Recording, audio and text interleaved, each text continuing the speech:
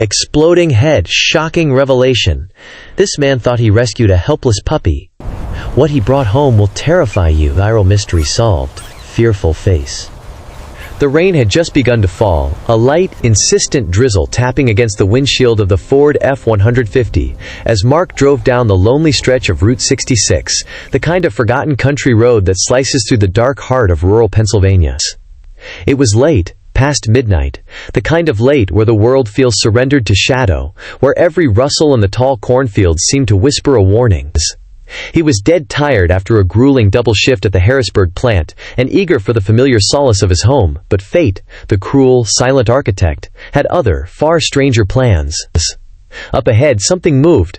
A small, dark shape trembled at the very edge of the cracked asphalt, half hidden in the wet, tangled grass.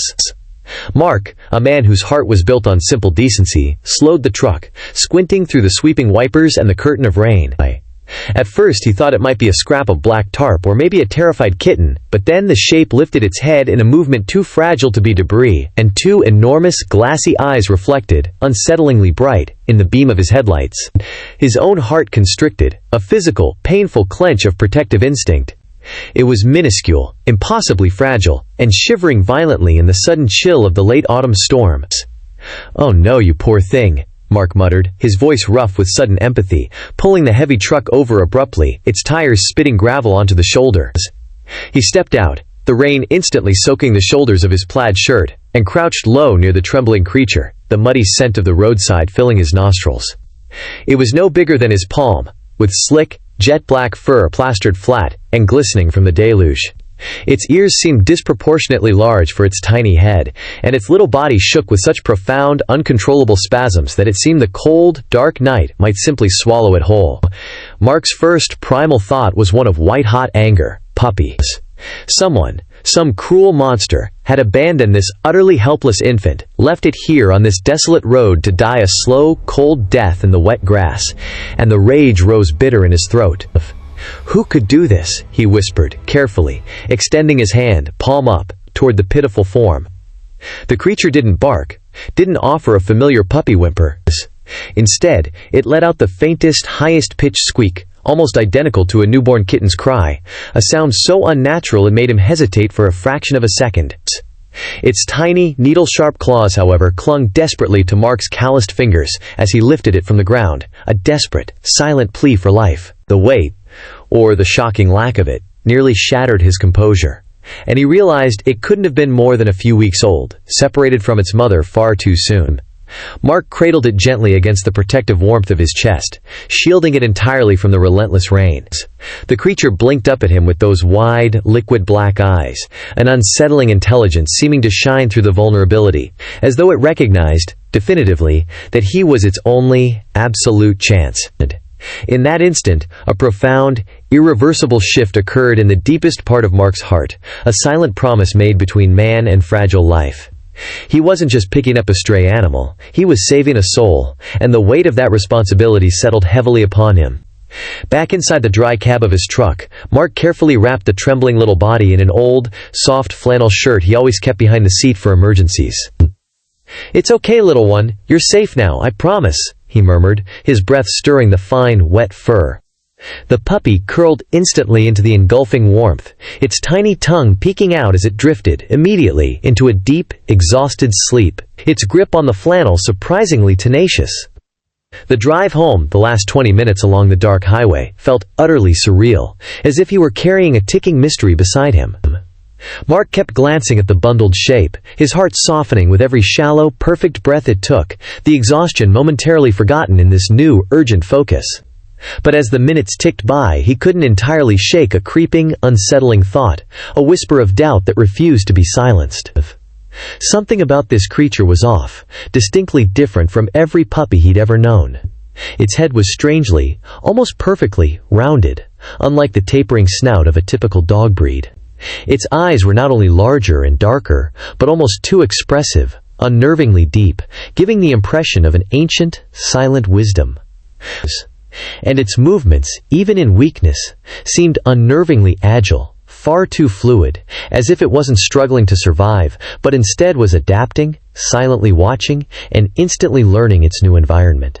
Mark tried to brush the thoughts aside, attributing them to sheer exhaustion and the emotional shock of the rescue. After all, what else could it possibly be besides a puppy? Still, when he finally pulled into the driveway of his classic American ranch house in suburban Ohio, the rain now falling in a heavy, dramatic sheet, he felt an inexplicable chill that had nothing to do with the night air. Holding the precious, strange bundle close, he whispered again, a fervent vow meant as much for himself as for the creature. "Don't worry, Shadow, I'll take care of you." As he stepped into the comforting, warm glow of his home, he had no way of knowing that this single, selfless act of kindness, rescuing what he thought was a helpless puppy, was about to pull back the curtain on a terrifying biological mystery, a shocking truth that would leave even a seasoned, world-weary veterinarian pale, trembling, and paralyzed with fear. Mark placed the tiny, flannel-wrapped bundle onto a soft, thick towel in his living room, his hands moving with the delicate care of someone handling something made of fragile glass. The little creature stirred immediately, blinking against the sudden, shocking brightness and warmth of the indoor lamplight. Its enormous, glistening eyes reflected back his own worried, hopeful expression, magnifying the unsettling intensity of its gaze. "Poor little soul," he murmured gently, stroking its still damp fur with the corner of the towel. The creature let out that high, soft squeak again, a sound that resonated deep within the quiet house, a sound utterly alien to the robust yip of a normal puppy. It clutched the towel with a surprising, almost alarming strength for something so small, its tiny claws curling into the thick terry cloth, before finally, deliberately, relaxing in his hands. Mark's heart, already wide open, melted completely. He couldn't recall ever seeing anything quite so vulnerable, so completely dependent on his singular choice. He set a shallow dish of warm, whole milk on the polished hardwood floor, hoping the little one would instinctively take to it. The creature sniffed the air with an odd, quick motion of its head, wobbled forward with unnerving balance, and then lapped at the white liquid with surprising, ferocious eagerness. Mark smiled, a wave of profound relief washing over his tense shoulders. "That's it, buddy. You're going to be absolutely fine," he whispered, watching for several minutes, his exhaustion momentarily forgotten, replaced by a consuming fascination. There was something profoundly mesmerizing about the way the creature moved, light, almost silent, like a flicker of shadow escaping across the floor. Its minute, perfectly formed tail twitched with an internal, silent rhythm, and its oversized ears constantly rotated, twitching at every infinitesimal sound the house made as it settled. Even in its initial, fragile state, it seemed unnaturally alert, an organism constantly studying its surroundings, cataloging every texture, every sound, every variable. By the time the little one had finished, its tiny belly full and round, it waddled back across the towel directly to Mark, pressing its small, warm body urgently against his legs. He reached down and lifted it again surprised by its delicate, almost bird-like weight. Without a moment of hesitation, the creature curled perfectly into the crook of his neck, tucking its minute head beneath his chin, finding the safest, warmest spot it could. Mark's throat tightened with a fierce, unexpected wave of emotion. He had only known it for an hour, yet he already felt a monumental, protective bond, as if an invisible fate had specifically placed this fragile, dark life directly into his hands for safekeeping. That night, he fashioned a small, comfortable bed from a sturdy shoebox, lining it carefully with one of his old, worn college sweatshirts. The creature nestled into the makeshift sanctuary immediately, but when Mark attempted to quietly step away, it let out a surprisingly loud, distressed squeak, scrambling frantically toward the edge of the box. Mark chuckled softly, a warm, genuine sound of surrender, lifting it immediately back into his hands. All right, you little dictator. "You want company?" he conceded, a willing participant in the creature's silent demand. Against every bit of conventional wisdom about new pets, he let it sleep curled right on his pillow, a small, black weight of pure trust pressed against his cheek. He lay awake for hours, mesmerized, listening to its tiny, rhythmic breaths, feeling its unique warmth against his skin. By the time the weak morning sun finally crept over the rooftops of Ohio, he had already given it the only name that felt right: Shadow. It seemed fitting for something so small, so dark, and so completely mysterious, a silent, tiny companion who had simply materialized out of the deluge and the deep night. As the days rapidly morphed into a week, Shadow settled into the house with the easy, silent confidence of something that had always belonged, yet it was absolutely nothing like any puppy Mark had ever encountered or raised in his life. Shadow never produced a bark, never offered a playful whine. The creature communicated instead with those odd, unnerving chirping sounds, sometimes low and vibrating, sometimes sharp and attention-grabbing, always making Mark turn his head instantly. Its eyes seemed to grow even more expressive with each passing day, following him everywhere, always observing, always calculating. And unlike most clumsy, sprawling pups, Shadow never stumbled or awkwardly fell as it gained comfort. Its movements were precise, perfectly fluid, eerily cat-like and controlled. One evening, while Mark was engrossed in reading a novel on the couch, he felt the heavy, unmistakable sensation of being intensely watched. Looking down and to the side, he found Shadow perched silently on the narrow wooden armrest, staring at him with a gaze of such deep, unnerving intensity that his skin instantly prickled with goosebumps. The little creature tilted its impossibly large head, its ears flicking once, sharply, before it let out a low, vibrant sound that was precisely not a bark and not a meow, something that sent a faint, icy chill down Mark's spine. "You are one strange little anomaly, aren't you?" Mark laughed nervously, trying to dispel the mounting tension in the room. Despite the mounting, undeniable oddities, Mark's emotional attachment only grew stronger, a tether that felt impossible to cut. He took countless photos, sharing them with friends in a group chat, who responded with confusion and disbelief. "That's the weirdest looking puppy I've ever seen," one friend texted back instantly. Another joked with alarming prescience, "Are you absolutely sure that's a dog, man?" Mark, in complete emotional denial, fiercely brushed the warnings aside, assuring himself that people simply didn't understand the uniqueness of his rescued companion. Shadow was his responsibility now, a tiny piece of family he had saved from the unforgiving edge of a dark highway. At night, Shadow proved to be restlessly nocturnal. While Mark struggled to fall into a deep sleep, the creature would creep silently, almost invisibly, around the room. Its large eyes glowed faintly in the pitch darkness, twin, luminous orbs that caught the slightest glimmer of distant streetlight or moonlight. More than once, Mark awoke abruptly to find the creature perched like a gargoyle on the footboard of the bed, silently watching him sleep with an unnerving, unblinking intensity. Yet strangely, he felt no actual fear, only an intensified sense of protection. Each day, the strange, magnetic bond deepened. Mark carried Shadow everywhere, carefully hand-fed it, and spoke to it constantly, softly, as though the creature could fully comprehend his every word. And in an utterly baffling way, it seemed to. Its small head would tilt with perfect focus at the sound of his voice. Its tail would flick once with an unmistakable sign of recognition and bonding. But beneath the profound warmth of their growing relationship, a dark shadow of fundamental unease lingered, constantly threatening to break the surface of Mark's denial.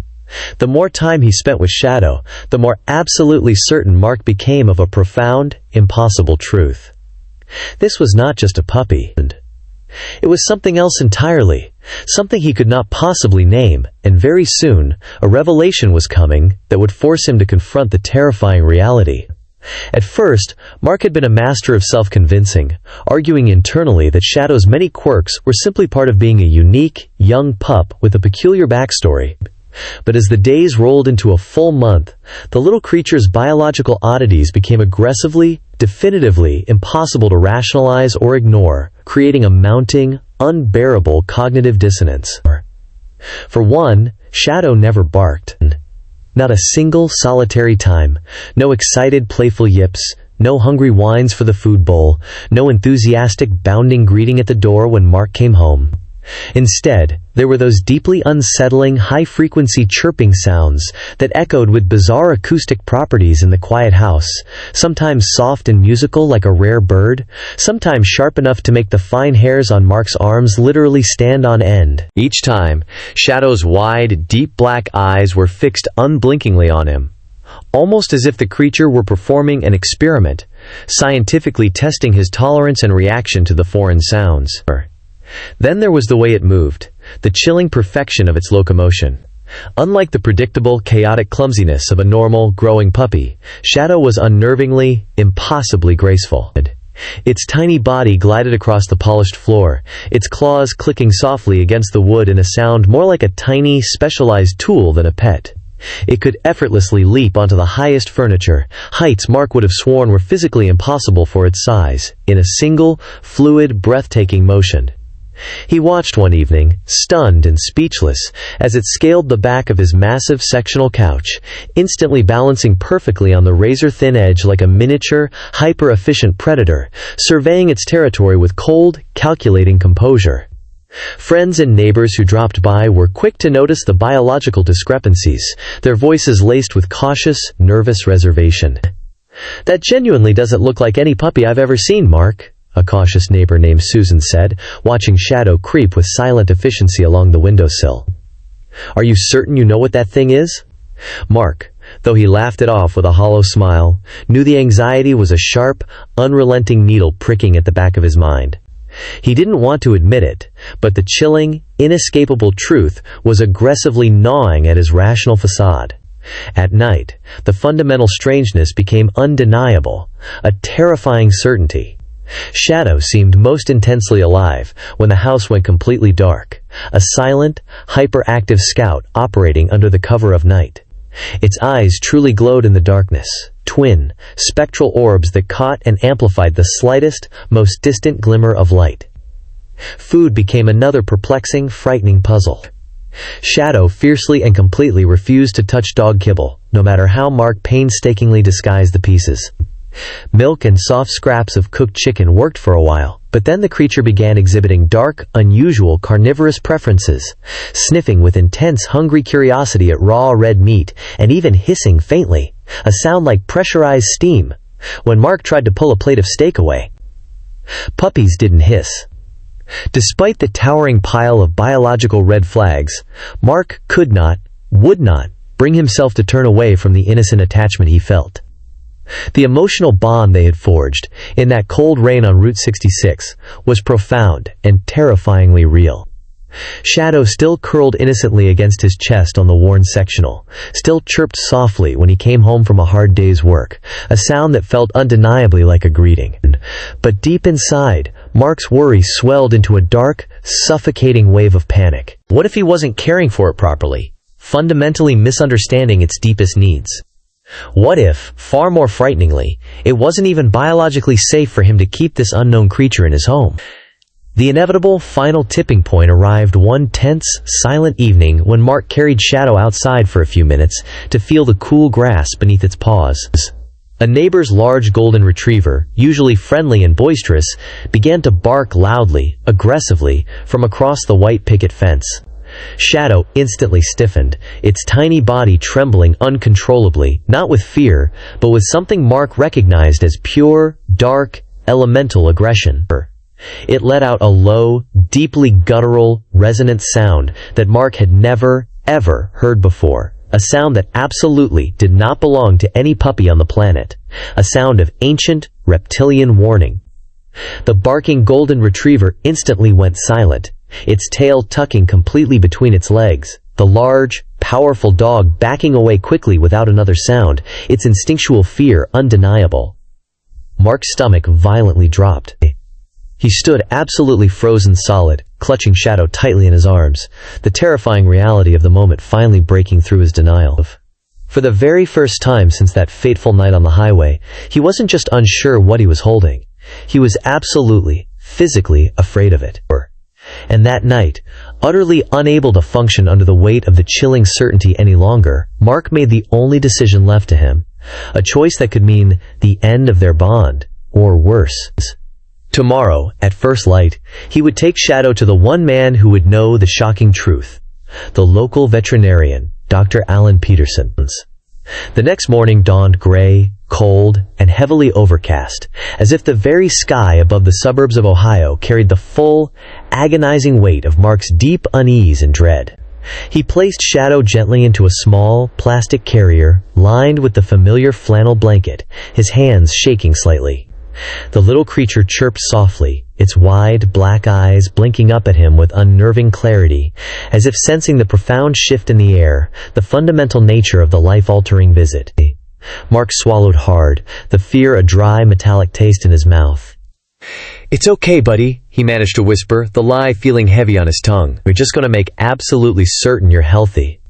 The air in the sterile waiting room of the Midwest Animal Hospital was thick with the distinct, clinical smells of disinfectant, old dog fur, and deep, unshakable anxiety, a tense mix that did nothing to calm Mark's spiraling nerves. Shadow, resting silently in the carrier on his lap, was utterly still. Its eyes, however, were wide open and constantly tracking the nervous movements of the other pets, the small creature radiating a silent, unnerving intensity. When Dr. Peterson, a tall, kind-eyed man whose hands had treated everything from prize-winning show dogs to exotic reptiles, finally called Mark's name, the relief was immediate, quickly followed by a terrifying spike of finality. Mark carried the carrier into the brightly lit exam room, setting it on the stainless steel table with the care of a man handling a priceless artifact. "So, Mark," Dr. Peterson began with a professional, calming smile, snapping on a pair of latex gloves. "Tell me about this little guy. You say you found him on the roadside?" "Yes, doctor," Mark replied, his voice coming out unnaturally tight. "In the rain, near Route 66. I thought he was just a puppy, but, well, he's different." He carefully opened the carrier, and Shadow emerged with that signature, silent, graceful fluidity, instantly perching on the edge of the examination table, its dark fur contrasting sharply with the cold steel. Dr. Peterson's smile faltered almost immediately. He leaned in closer, his brow furrowed with intense, clinical concentration, the movement suddenly devoid of its casual friendliness, his usual easy chatter completely extinguished. The vet reached out a hand, intending to gently touch the creature, but pulled it back instinctively, a moment of profound professional hesitation. He didn't speak for a long, heavy moment, simply observing Shadow with the quiet, penetrating gaze of a scientist confronted by an absolute biological impossibility. The creature met his gaze, those huge, black eyes unblinking, unreadable, utterly unafraid. "Mark," the doctor finally said, his voice low, measured, and strangely shaky.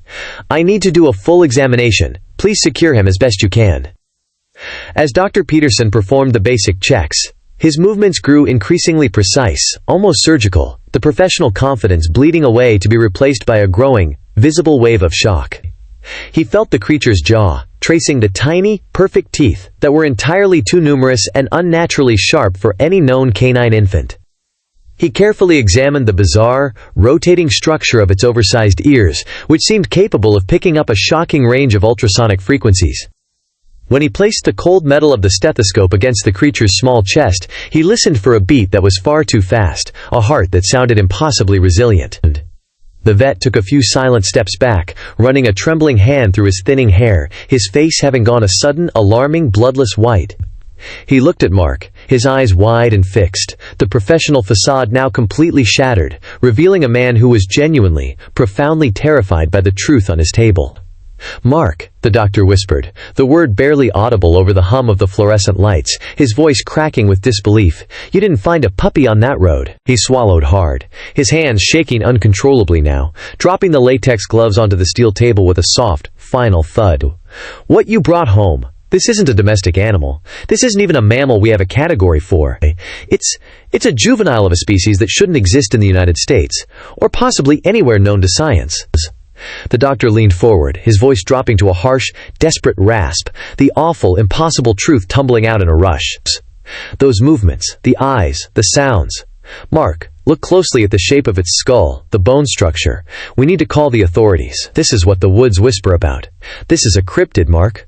You didn't save a puppy. You adopted a baby Jersey Devil." The devastating, shocking revelation hung in the cold air, leaving Mark utterly speechless, his entire reality crumbling around the tiny, black, impossible creature that looked up at him with those unsettling, innocent eyes, a creature that had utterly and unknowingly stolen his heart. What happens next? They found the mother. The Jersey Devil comes home.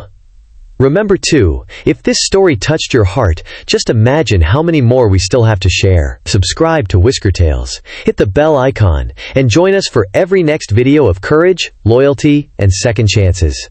Because every life deserves to be remembered.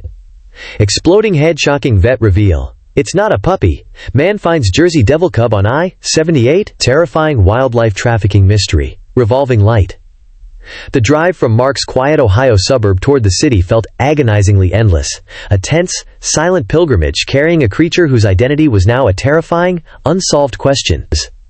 Every subtle bump in the cracked asphalt of the interstate rattled his already frayed nerves, amplifying the thrumming dread in his chest. He kept stealing anxious glances at the cheap plastic carrier beside him, where Shadow watched the passing scenery silently, a creature unnervingly calm, far too composed for what should have been an energetic, wriggling puppy cub. By the time Mark pulled his truck into the crowded parking lot of the Midwest Animal Hospital and Wildlife Referral Center, a sprawling brick building near Columbus, his palms were slick with a cold, desperate sweat. Inside, the waiting room buzzed with the familiar loud chaos of domesticated American life.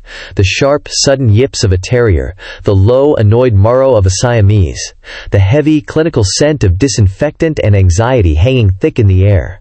Mark found the most isolated corner he could, clutching the carrier tightly to his chest like a man protecting a dangerous secret, sinking into the corner chair. A little girl, no older than 5, leaning precariously over her mother's knee from across the room, pointed an excited finger and exclaimed loudly, "Mommy, look at that puppy! It's so tiny and black!" Her mother managed a polite, strained smile for Mark, but the instant her gaze fixed on the creature's enormous, glossy eyes and eerie, profound stillness, her expression tightened into a sharp, undeniable frown. Mark offered a strained, silent nod, shifting uncomfortably, feeling the weight of the woman's unspoken apprehensions. When his name was finally called by the nurse, the overwhelming crash of profound relief and terrifying dread hit him simultaneously, almost knocking the air from his lungs. He followed the nurse down a narrow, brightly lit hallway into a stark examination room, the finality of the moment settling in his bones. Dr. Harris, the senior veterinarian, entered moments later, a kind-faced, seasoned man with decades of experience treating the gamut of Ohio's fauna, from pets to farm animals. "So, Mark, what have we got here today?" he asked warmly, snapping on thin, professional latex gloves. Mark lifted Shadow out of the carrier, placing him gently on the cold, sterile, stainless steel examination table. The tiny creature blinked once under the harsh overhead light, its large ears twitching delicately, instantly adjusting to the brightness. Dr. Harris leaned forward, his expression initially one of neutral, professional curiosity. Looks young. Very young indeed. Where exactly did you find it?" "On the side of the road," Mark explained quickly, reciting the well-worn narrative. "It was raining hard. And, well, I honestly thought it was just a puppy someone heartlessly dumped. I couldn't just leave it there to die." The vet didn't respond immediately, his focus completely consumed by the creature. He adjusted his reading glasses, gently touching Shadow's small head, then lifting one of its minute paws, his brow furrowing deeper with each passing second. He meticulously checked its teeth, its ears, the unsettling sharpness of its claws. The longer the thorough exam went on, the more the doctor's face subtly shifted, moving from initial curiosity to professional concern, and then to something markedly colder, something profoundly unsettling. Mark's heart began to hammer relentlessly against his ribs. Is something wrong, doctor?" Dr. Harris didn't answer immediately, and he took a slow, deliberate step back, staring down at the jet-black creature as if attempting to process a biological impossibility, an equation that simply wouldn't balance. His hands trembled almost imperceptibly as he reached for his clipboard, a sign of genuine shock Mark couldn't miss. Shadow let out a clear, high-pitched chirp, the strange sound echoing unnaturally through the sterile, silent exam room. The vet froze completely, his pen slipping from his suddenly slick hand and clattering softly onto the steel. Slowly he lifted his gaze to Mark, his face now truly pale, the color completely drained from his cheeks.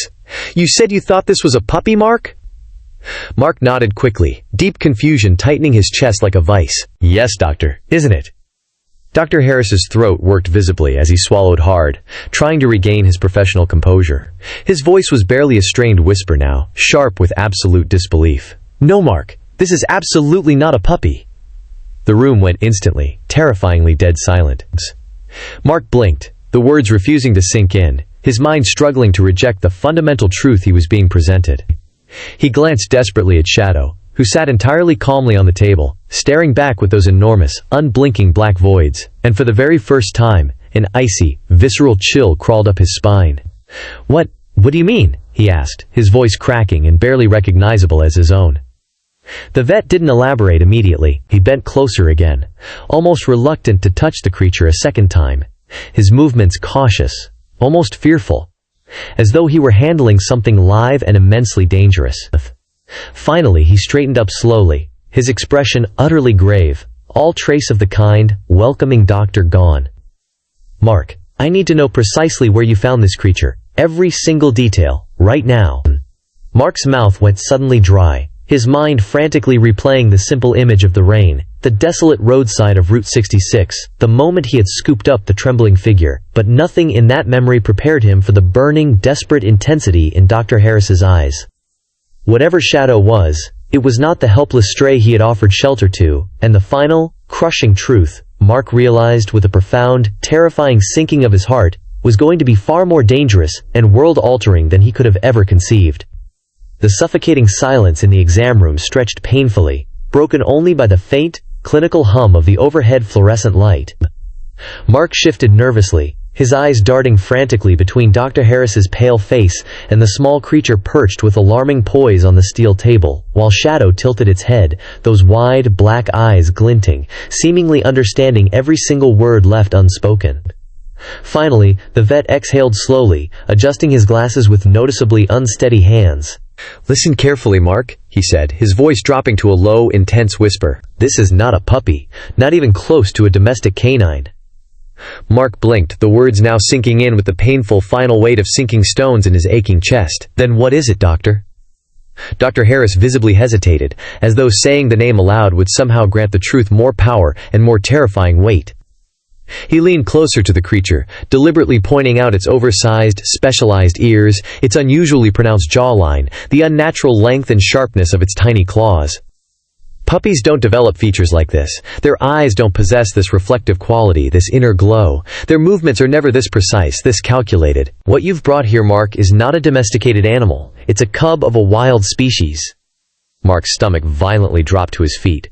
Wild? You mean like a fox? Or a young bobcat?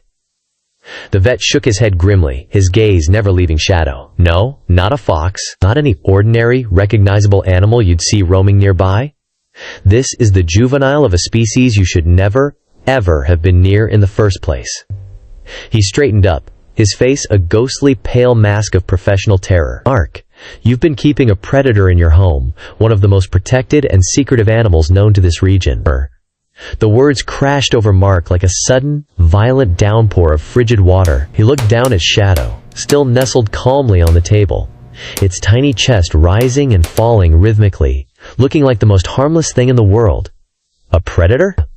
No, that cannot be right, doctor. It's just a baby. It was freezing. It desperately needed help. Dr. Harris's gaze became unyieldingly hard, and that is precisely what makes it profoundly dangerous. Right now, yes, it's small, dependent, even defenseless, but in a matter of a few months, this creature could become absolutely lethal. Its instincts are not programmed like a dog's. Its brain is not wired to bond with humans in any lasting, meaningful way. Keeping it this long was incredibly risky. Very, very risky. Mark's pulse thundered a frantic beat in his ears. His hands trembled violently as he instinctively reached toward Shadow, torn in a split second between a primal, mounting fear and the fierce, deeply ingrained protectiveness that had grown inside him since that rainy night. Could it actually be true? Had his simple act of kindness been a colossal, terrifying mistake, mistaking an apex predator for an abandoned puppy? The vet's next words made his skin crawl with cold dread. "I've only seen something similar once before, Mark.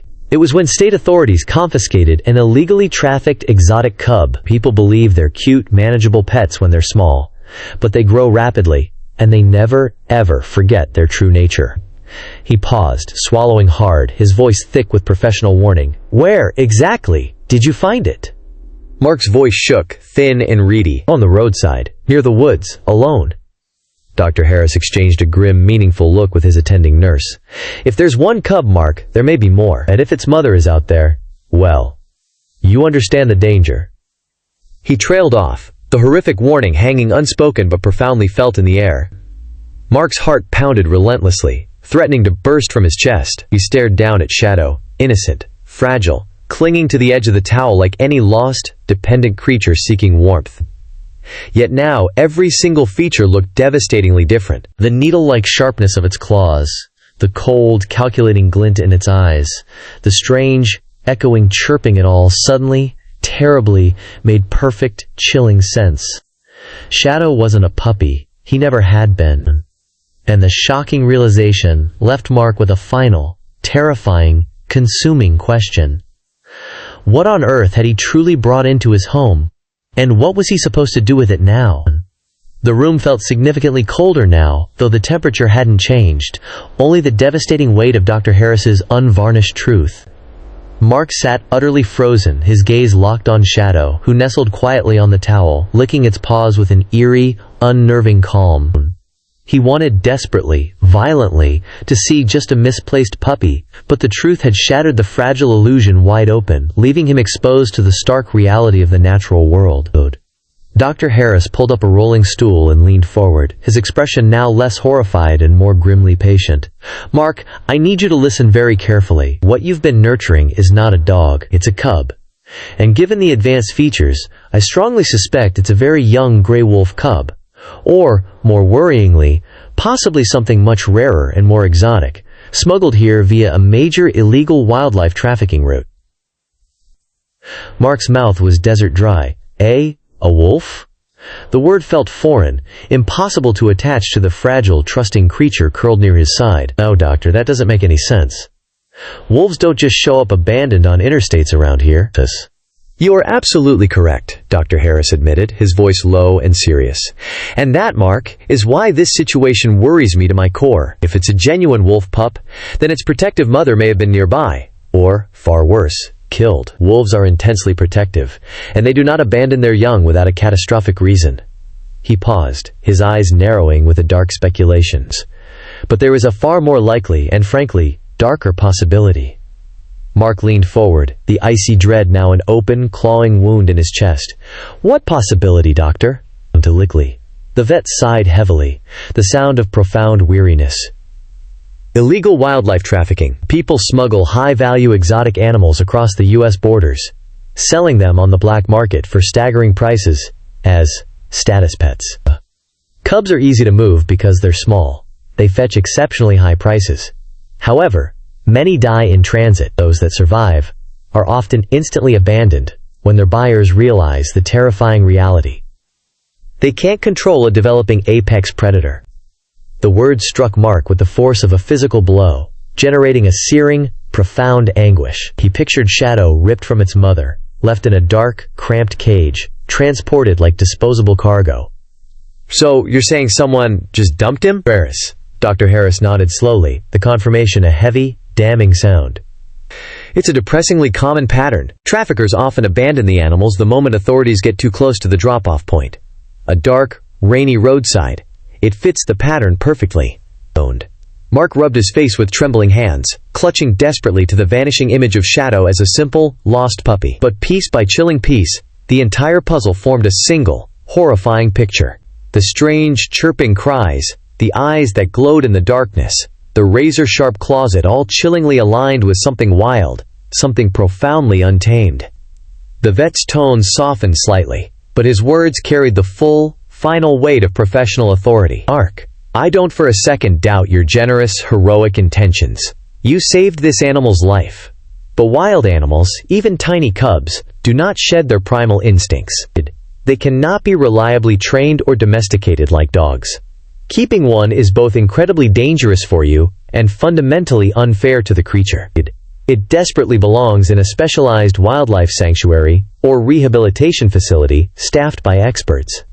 Mark looked down, and Shadow, as if understanding the conversation, climbed onto his arm, curling against him with that now familiar, surprising affection. The warmth of the cub's body pressed into his chest, and his heart twisted with painful, acute devotion. But look at him, doctor, Mark whispered, his voice cracking with emotion. He needs me. How could something so small and trusting be a threat? Dr. Harris's eyes softened with genuine, deep sympathy. I understand the bond you've built, Mark. I truly do, but sometimes, the single, kindest, most loving thing we can do for a wild creature is to let go. The room fell into another, heavy silence. Mark's mind whirled, a violent internal conflict raging. Every instinct screamed a fierce mandate to protect Shadow, regardless of the cost. Yet the vet's words echoed with cold, undeniable reason. If Shadow was truly a gray wolf cub, or worse, some exotic black market predator, keeping him wasn't just dangerous, it was illegal. a crime against nature and the law. Still, questions burned. If he is from traffickers, Mark asked quietly, his voice a strained whisper, what happens now? Will they come looking for him? Is my home safe? The vet hesitated, then shook his head reassuringly. Most likely not. If they abandoned it, they've already cut their losses and vanished. But the state wildlife authorities must be alerted. They will need to investigate the scene. If there's one cub dumped, there could be an entire litter, or even a different type of animal abandoned. Mark's stomach tightened into a painful knot. The thought of other creatures suffering, lost, perhaps dying in cages or on roadsides, made his chest ache with a new, wider pain. He glanced at Shadow again. The cub tilted its head, chirping softly, as if sensing his profound turmoil, his emotional collapse. In that moment of brutal clarity, Mark realized this was no longer just about him, or about a rescued animal. Saving Shadow had inadvertently pulled him into a vast, dark narrative, one that reached far beyond his quiet life, and into the murky shadows of greed, cruelty, and global wildlife crime. Dr. Harris placed a gentle, steadying hand on his shoulder. You did the right thing bringing him here, Mark. You saved his life. But now, you need to make the next, hardest decision. Mark's heart sank, a weight of grief settling in his soul. The intense, precious bond he'd built felt utterly unbreakable. Yet the terrible truth loomed, immense and all-consuming, like a massive storm front. Shadow wasn't a puppy, and gay. He never had been. And the final, agonizing act of letting go might prove to be the most difficult decision of his entire life. Mark sat for a long, quiet hour in his truck outside the clinical brick building, the gentle rain of the afternoon pattering softly against the windshield. Shadow was curled innocently in the carrier on the passenger seat, his eyes half closed, his tiny chest rising and falling with each shallow, peaceful breath. To anyone else, the creature was just an unnerving, strange animal, a potential, documented danger. But to Mark, he was unequivocally, deeply, family. His mind churned relentlessly with Dr. Harris's stark, final words. A predator, illegal trafficking, inherently dangerous. None of the scientific, clinical language matched the creature he had fed, cradled, and carried against his chest at night, the animal who had looked up at him with such profound trust. Yet deep down, a cold, unyielding fear whispered its constant warning. If Shadow was truly wild, a gray wolf, or something even more exotic and fierce, what would happen when he attained his full strength? Already his movements were sharper, his chirps more haunting and complex. A domestic pup could be trained and molded by love, but a predator would inexorably follow the powerful, ancient instincts written into its very blood. Could love alone be enough to rewrite the laws of nature?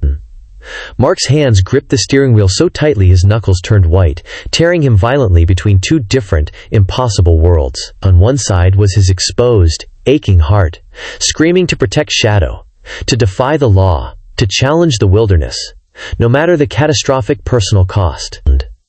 On the other side was a cold, immense sense of civic responsibility, the professional warning that the cub desperately needed specialized experts, not a kind-hearted man pretending he was raising a dog.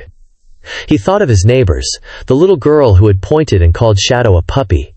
What if those primordial instincts snapped one day? What if his profound kindness wasn't, in the end, enough to truly tame the wild?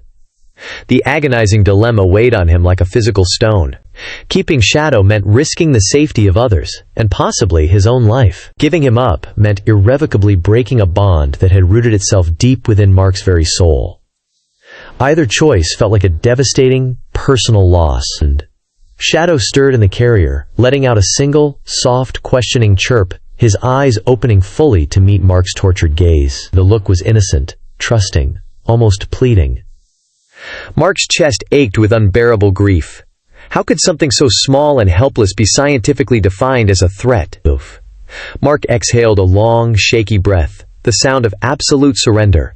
"What am I supposed to do with you, little Shadow?" he whispered. The only answer was the deep, reverberating silence of his truck, and the terrifying, cold knowledge that whatever choice he finally made, his life, and the life of his town, would be irrevocably, forever changed.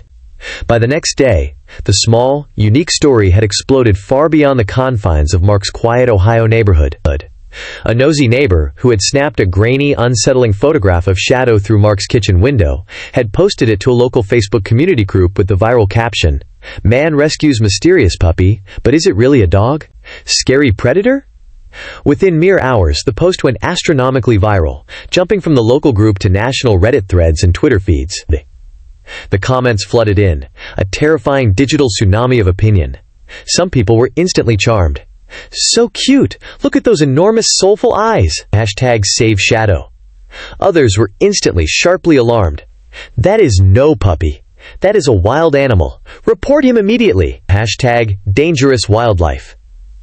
The fierce, polarizing debate raged across every major social media platform, with complete strangers dissecting every minute detail of Shadow's physiology. Soon, aggressive, yellow-vested local reporters and camera crews showed up right in Mark's driveway.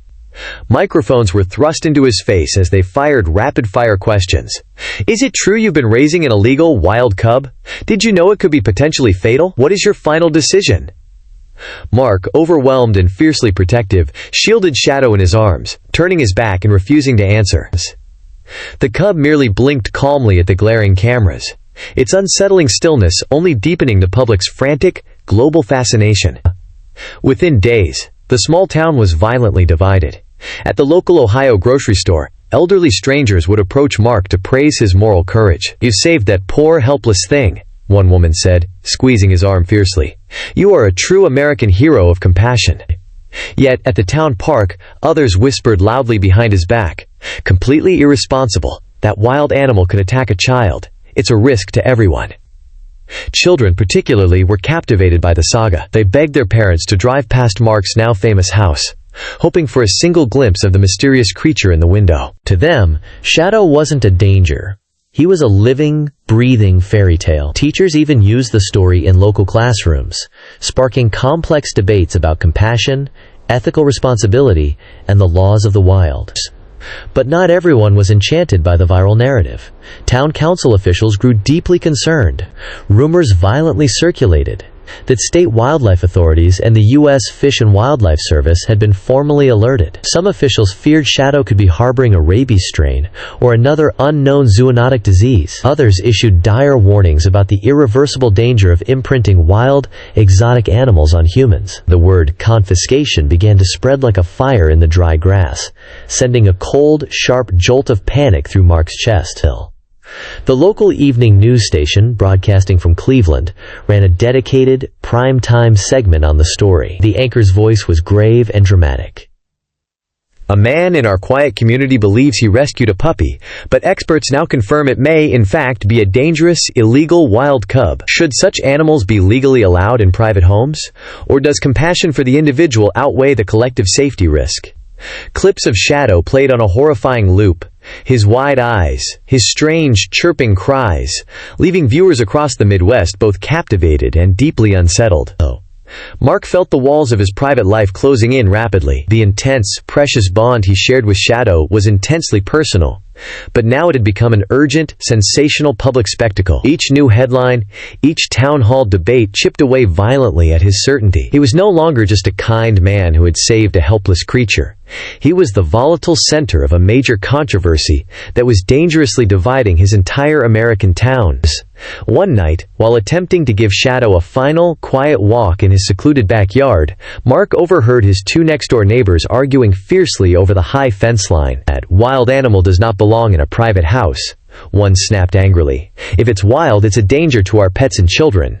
The other countered vehemently. "He saved its life from the absolute cruelty of the road. Are we supposed to punish him for showing basic human compassion?"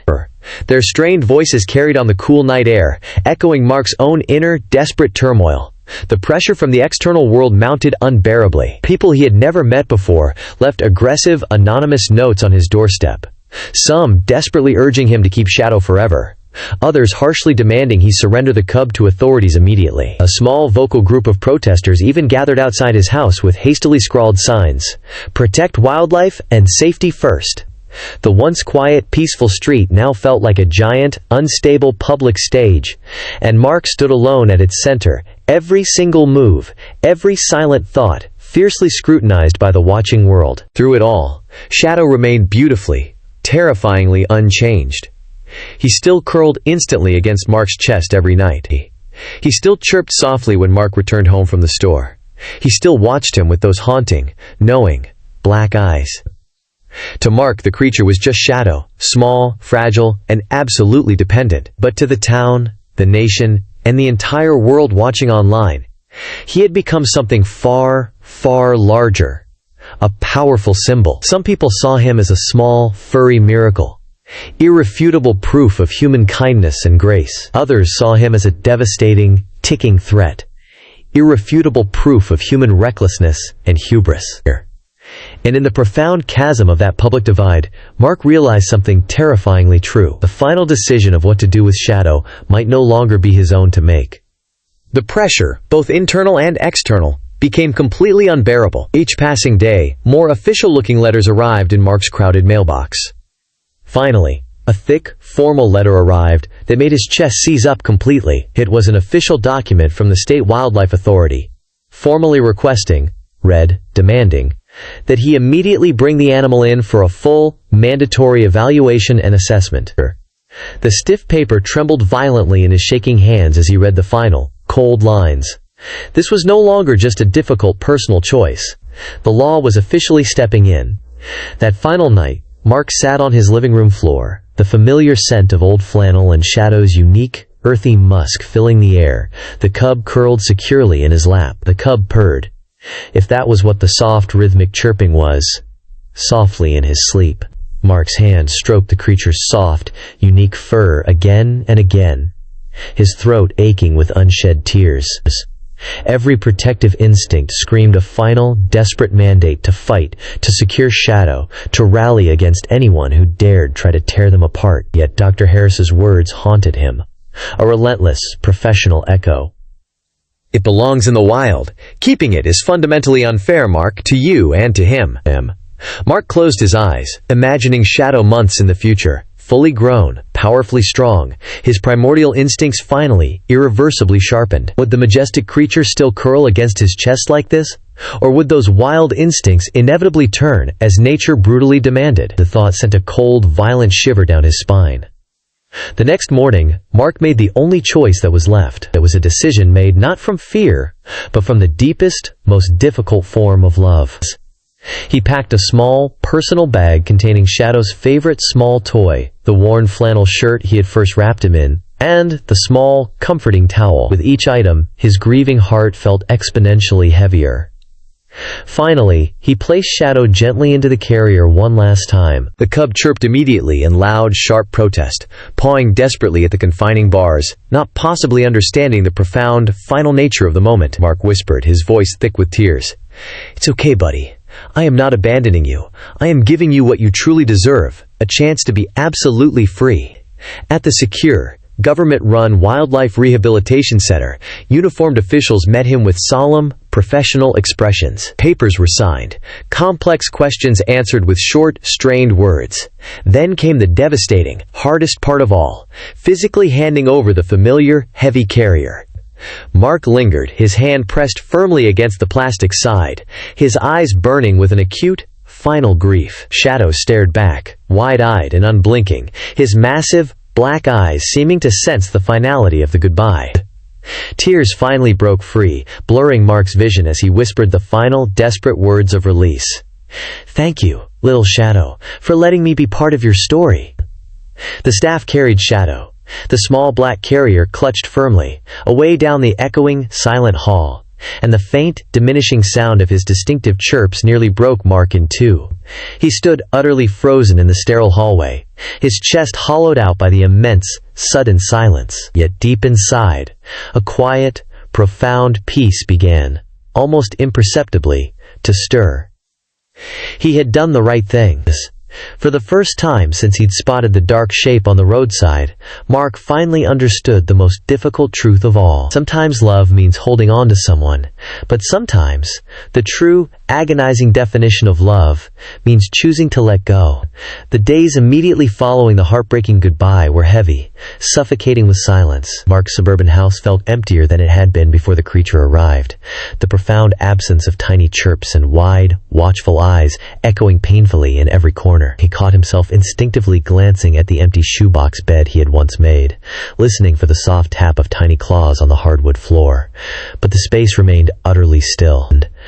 And yet, despite the deep, crushing ache in his chest, Mark held on to the unshakable certainty that he had made the final, correct choice. Shadow was no longer trapped, torn between two impossible worlds, domesticated yet brutally wild. He was now securely in the hands of seasoned experts, with a vital chance to grow as he was biologically meant to, not as a pet, not as a wealthy person's secret status symbol, but as a pure, majestic creature of nature, free to fulfill the wild life he was born for. Mark often revisited that rainy night on the forgotten roadside.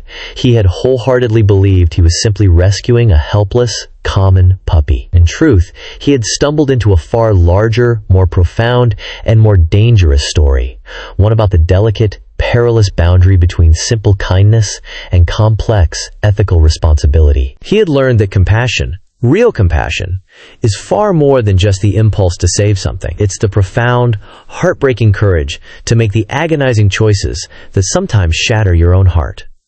The small Ohio town eventually quieted down. The polarized debates faded to low, infrequent whispers. But the powerful, unique story of the kind man who thought he saved a puppy, but discovered he had embraced the wild, lived on. Schools used it as a core lesson about wildlife conservation and the ethical boundaries of human-animal interaction. Families retold it as a cautionary reminder not to judge the world by superficial appearances.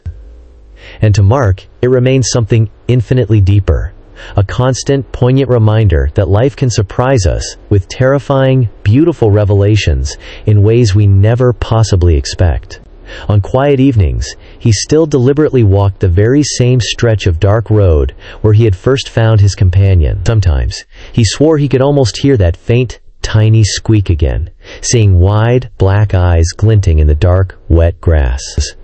A vital, missing part of him would always mourn and miss the beautiful, tiny creature that had curled so completely into his chest, trusting him absolutely. But another, wiser part of him took deep comfort in the absolute certainty that he had given Shadow what truly mattered most in the universe: a future, a true life, and ultimate freedom. In the end, Shadow's complex story wasn't just about an animal found on a roadside. It was about the profound, difficult choices we are forced to make when confronted with true, terrifying responsibility. It was about raw love, monumental sacrifice, and the ultimate, quiet courage to finally, selflessly, let go. And as Mark stood beneath the same storm-cooled, indifferent sky where it all began, he whispered softly to the silent darkness, the profound final lesson of his journey ringing true. Sometimes the scariest truths bring the most important, life-changing lessons of all. If this story touched your heart, just imagine how many more we still have to share. Subscribe to Whisker Tales, hit the bell icon, and join us for every new episode of courage, loyalty, and second chances. Because every life deserves to be remembered,